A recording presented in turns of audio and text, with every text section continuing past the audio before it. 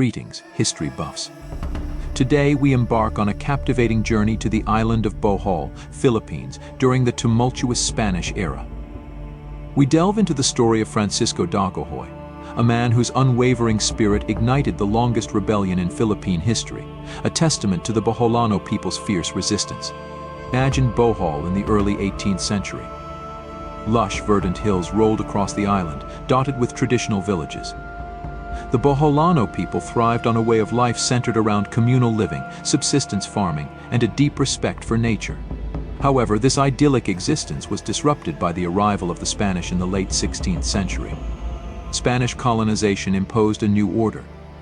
The Polo y Servicios system forced Boholanos into grueling labor, crippling their traditional way of life. Excessive taxes choked their livelihood, and the imposition of Catholicism clashed with their animistic beliefs. This growing resentment simmered beneath the surface, a tinderbox waiting for a spark. In 1744, that spark arrived. Accounts claim a Spanish priest refused a Christian burial to Dagohoy's brother Sagarino. This act of disrespect, a stark reminder of Spanish dominance, ignited a firestorm in Dagohoy's heart. Fueled by grief, anger, and a deep desire for freedom, he rallied his fellow Boholanos. Here, we encounter historical uncertainties. While some accounts mention Dagohoy's parents' names as Poland, possibly Apollonio and Sisa or Narcissa, there's no definitive proof. The surname Dagohoy might have been adopted during the rebellion itself. Sendrijas, used by some descendants, could be a post-rebellion strategy to avoid Spanish persecution. Despite these ambiguities, Dagohoy emerges as a powerful figure, a man who led a significant chapter in Philippine history. First Bohol Republic. Dagohoy's charisma and leadership qualities became evident. He led his followers, a diverse mix of farmers, fishermen, and even former religious officials, on a daring trek into the rugged mountains. Here, nestled amidst the majestic peaks, they established a defiant haven, the First Bohol Republic. Imagine a hidden society carved out of the mountains.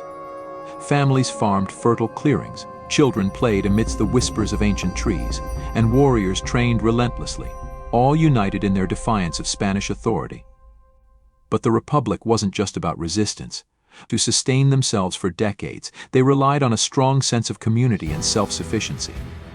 Communal farming practices ensured a steady supply of food. Elders passed down traditional knowledge of hunting, gathering, and medicine.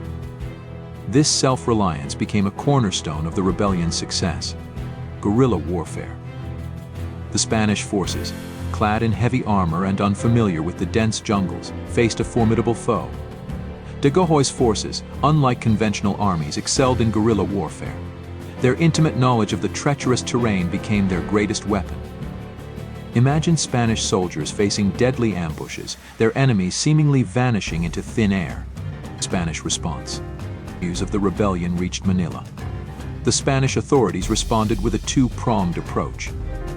First came the military might. Heavy armed expeditions were sent to crush the rebellion swiftly. Imagine the thundering cannons echoing through the valleys, battles fought with desperate ferocity, and the unwavering determination of both sides. However, brute force alone wasn't enough. The Spanish also attempted negotiations, offering concessions in exchange for surrender. Imagine tense diplomatic meetings held under the watchful eyes of mountain sentinels, Spanish officials promising amnesty and land rights while Dagohoy and his advisors carefully weighed these offers. The weight of decisions. Here we encounter a fascinating dilemma. Dagohoy and his followers yearned for peace. Discussions filled with suspicion and uncertainty dominated these meetings. Would accepting concessions betray the sacrifices made, the blood spilled? Could they trust the promises of the Spanish, a promise that had been broken numerous times before? The complexities of this situation add another layer to Dagohoy's legacy. He wasn't just a warrior, he was a leader grappling with the weight of responsibility towards his people, making decisions that would impact generations to come. Collective farming.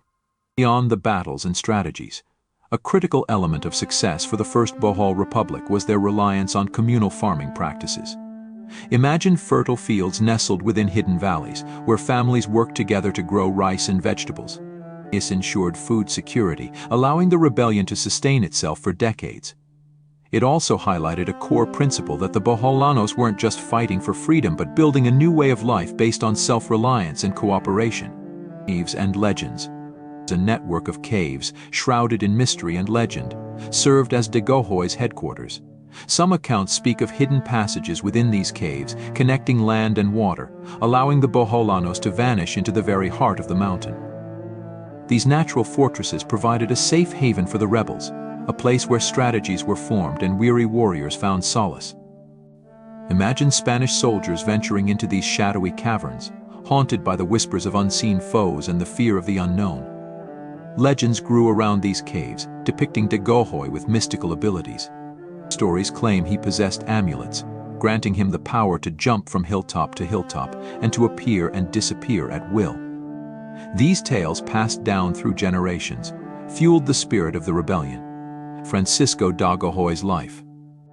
While historical records on Dagohoy's early life are scarce, some details have emerged. Placido Cinsano, a descendant of Dagohoy's brother, claimed his birth year to be 1724 in Cambatoon, a Boholano village. He was likely part of a devout Catholic family, with his brother Sagarino even working as a church official. Dagohoy himself was known for his athletic prowess and is believed to have married Berinja Bugsock during the rebellion. But beyond these glimpses, much of Dagohoy's personal life remains shrouded in mystery. However, his leadership and strategic brilliance during the rebellion are undeniable. He was an expert in guerrilla warfare, using the island's geography to his advantage. He established a network of lookouts and communication channels, keeping his forces informed of Spanish movements. Dagohoy's passing. Francisco Dagohoy himself probably passed away around 1825. However, the rebellion he initiated continued with astonishing resilience. His brother Maximino, known as Tugpa, took the mantle of leadership. Astoundingly, the rebellion outlived its founder by 4 years. 20 Spanish governors-general attempted to quell the rebellion, each facing the unwavering defiance of the Boholano people. Impact on Spanish society. The Dagohoy Rebellion, the longest in Philippine history, undoubtedly impacted Spanish society in the Philippines. Here's a question for further exploration: did this prolonged rebellion, spanning over 8 decades, force the Spanish to re-evaluate their colonial policies? Perhaps the constant resistance and the inability to fully subdue the Boholanos exposed weaknesses in Spanish governance. Further research into Spanish colonial records and letters might shed light on how the rebellion was perceived within Spanish society. Did it spark fear and uncertainty, or did it simply become a thorn in their side, an annoyance to be dealt with alongside other challenges? Spanish victory. Finally, in 1829, Spanish forces led by Captain Manuel Sanz managed to subdue the rebellion. However, the legacy of Dagohoy and the Boholano people's unwavering spirit of resistance lives on for eternity. Life after the rebellion. Following the rebellion's conclusion in 1829, Spanish authorities faced a dilemma. How would you handle the thousands of Boholanos who had spent most of their lives fighting for freedom? Surprisingly, Governor-General Ricafort displayed a degree of pragmatism. Instead of mass executions or harsh punishments, he offered amnesty. Nearly 20,000 former rebels were pardoned and allowed to resettle in newly established villages in the lowlands. These settlements, now thriving towns like Alicia, Balilihan, and Catigbian, stand as a testament to the resilience of the Boholano people. While the rebellion ended, its impact continued to shape Bohol's identity.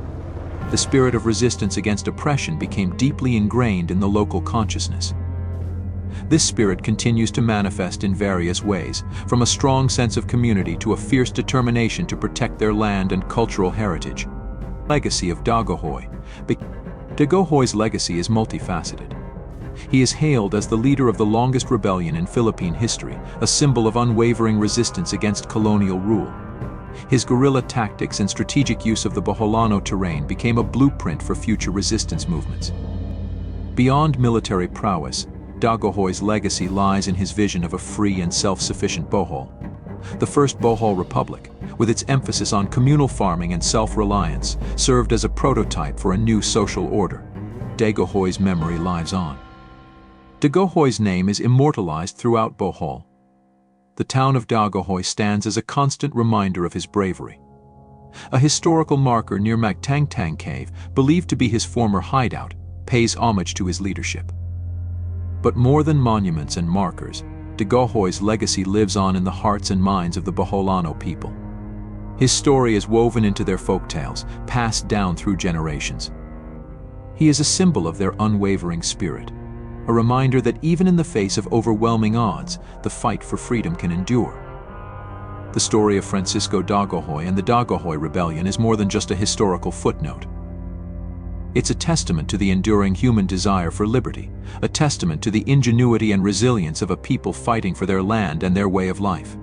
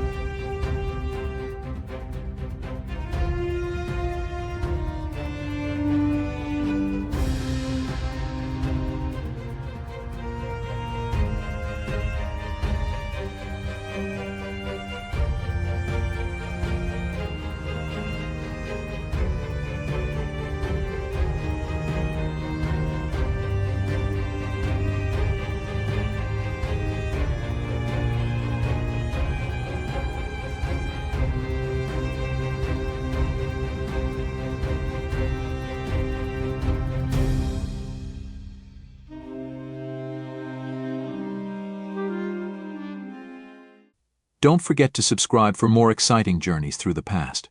We explore diverse historical periods and figures, offering unique perspectives on the world we live in today.